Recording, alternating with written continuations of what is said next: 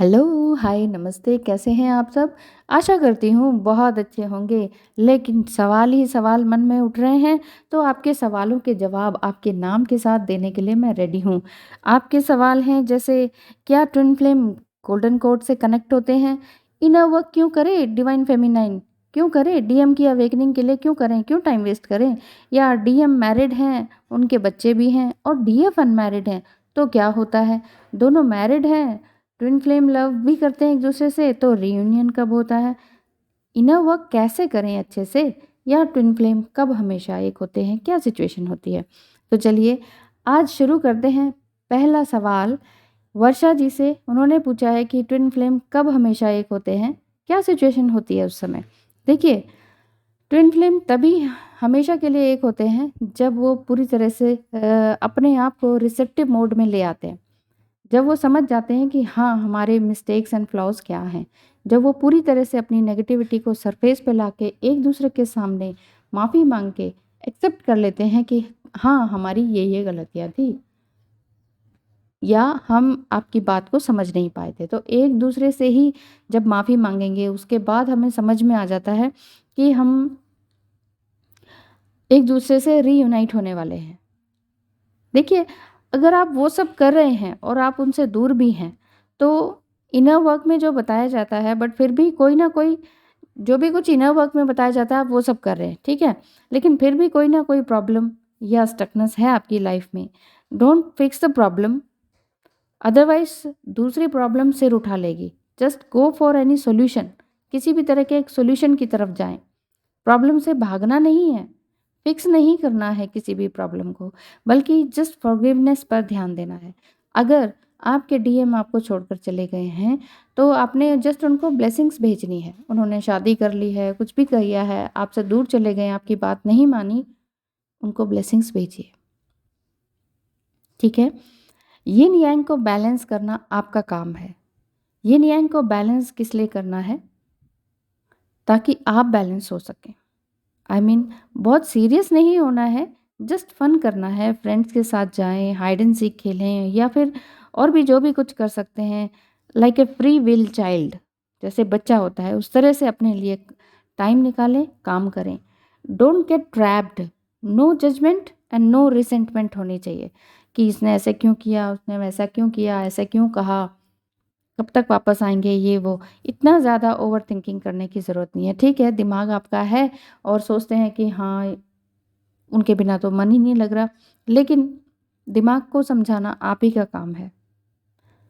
Energies को move होने दीजिए। क्या फ़ील कर रहे हैं इसको नोटिस करें। क्या एनर्जी आपको पीछे की ओर धकेल रही है, इसको भी नोट डाउन करें। डायरी ले लें और उसमें सब कुछ लिख लें कि मुझे क्या फ़ील हो रहा है, क्या एनर्जीज़ आ रही हैं इस टाइम। अपने नेक्स्ट लेवल के गिफ्ट को अचीव करना सीखें। नेक्स्ट लेवल का गिफ्ट क्या है? अभी आप सेपरेशन की मोड में हैं, इनर वर्क आप कर ही रहे हैं, लेकिन सिचुएशन वो तभी आएगी ना जब आप अपने आप को स्पिरिचुअली हाई करेंगे। ये सिचुएशन तभी आती है जब दोनों रिसेप्टिव मोड में हो जाते हैं, और रिसेप्टिव मोड में डिवाइन ही लेकर आते हैं। डिवाइन ही आपको डिवाइन एनर्जी में और ट्विन फ्लेम जर्नी में लेकर आए हैं, तो यही आपका रीयूनियन भी कराएंगे। इसके लिए ईश्वर कहते हैं कि आपको एक कदम तो बढ़ाना पड़ेगा, एक्शन तो लेना पड़ेगा। तो अपने लिए लेना है, किसी और के लिए नहीं। स्पिरिचुअल गिफ्ट को पहचानिए, उसको अचीव कीजिए। ज़्यादा सीरियस नहीं होना है, टेंशन नहीं लेनी है, बस एंजॉय करना है इस जर्नी को। हर हाल में खुश होना है, चाहे कुछ है या नहीं, चाहे कोई है या नहीं। दूसरा सवाल लेते हैं रॉबिन राव पात्रा जी का। ट्विन फ्लेम इनर वर्क कैसे अच्छे से कर पाएँ? देखिए, इनर वर्क इनर एक्सप्लोरेशन ही है। जब आप खुद से करें, जब आप खुद से ये कहें कि yes, this is me, I know, and feel heeled in that moment, तब समझें कि आपने खुद को समझ लिया है। Inner work is a heart work, दिल का काम है ये, माइंड वर्क नहीं है। It's so extra ordinary. Truth and self awareness को पहचानना ही इनर वर्क है। अब आप कह रहे हैं कि इनर वर्क को अच्छे से कैसे करें? अच्छे से इनर वर्क करने के लिए खुद से कुछ सवाल पूछें। अभी आपके पास पेन पेंसिल है, नोट डाउन कीजिए कि खुद से क्या सवाल पूछने हैं। Number 1, what do I need to do to be the person I know I am. मुझे ऐसा क्या काम करना चाहिए, क्या काम करने की ज़रूरत है जिस पर्सन को मैं जानता हूँ जो कि मैं हूँ। दूसरा, what change must I make here. मैं अपनी लाइफ में क्या चेंज ला सकता हूँ जो ज़रूरी है। तीसरा, रिस्पॉन्सिबिलिटी लें, करंट सिचुएशन की रिस्पॉन्सिबिलिटी लें, करंट थिंकिंग की रिस्पॉन्सिबिलिटी लें, करंट रिलेशनशिप में आप हैं उसकी रिस्पॉन्सिबिलिटी लें। ठीक है, आप चाहे मैरिड हैं अनमैरिड हैं, आपका पार्टनर चाहे मैरिड है अनमैरिड है, आप करंट सिचुएशन में हैं उसकी रिस्पॉन्सिबिलिटी लेना आपका 100 रिस्पॉन्सिबिलिटी है। ठीक है, और फोर्थ है टेक एक्शन। एक्शन क्या करना है, उनके पास जाके लव ऑफर नहीं करना है। एक्शन का मतलब है मैं क्या था अब क्या हूँ, अपने शैडो साइड से ऊपर उठें, ये सोचें मैं क्या था और मैं क्या हूँ, लिखें क्या आप अपने कल से ज़्यादा बेहतर हैं आज के दिन। अपने शैडो साइड से ऊपर उठें, अपने गंदे पास्ट को छोड़कर प्रेजेंट में खुशी मनाएं, खुशी खुशी रहना सीखें, तो इनर वर्क अच्छे से कर पाएंगे। Thank you so much Varsha ji and Robin Rao Patra ji, आपने सवाल किए। अब आगे आते हैं पुतुल देवी के क्वेश्चन पर। उन्होंने पूछा कि दोनों मैरिड हैं, दोनों ही ट्विन फ्लेम हैं, दोनों एक दूसरे से बहुत प्यार करते हैं, तो रीयूनियन कब होगा। दोनों अलग अलग स्पाउस से मैरिड हैं। ट्विन फ्लेम लव एक अनकंडीशनल लव है, यानी कि कोई फाउंडेशन नहीं, कोई कंडीशन नहीं लगानी है एक दूसरे पर और ना ही कमिटमेंट मांगनी है। तो रीयूनियन तभी होगा जब डिवाइन फेमिनाइन एनर्जी अपनी हायर सेल्फ तक पहुंच जाएंगी। अब आपको ये देखना है पुतुल जी कि अपनी हायर सेल्फ पर किस तरह तक पहुंच पाएंगी आप, कैसा इनर वर्क चाहिए। जो भी पिछले सवालों के जवाब हैं उनको ध्यान से सुनिए और उनको भी फॉलो कीजिए, तो आपको रीयूनियन संभव हो पाएगा।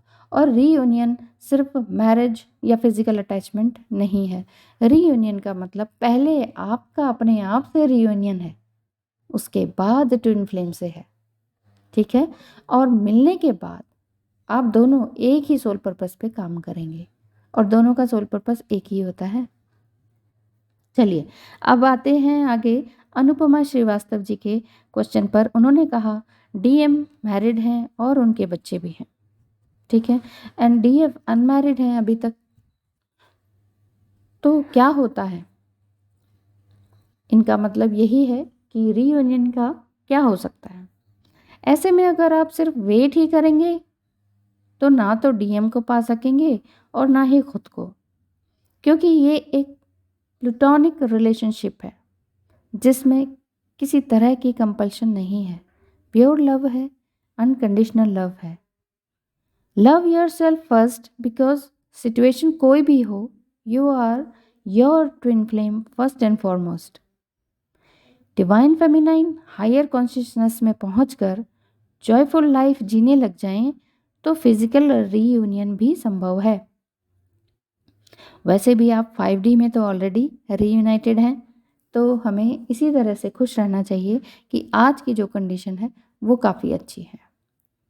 किसी भी चीज़ को, इंसान को चेज़ नहीं करना, रीयूनियन को चेज़ नहीं करना है, अपने आप को संभालते हुए आगे बढ़ाते रहना है और बहुत आगे बढ़ना है आपको।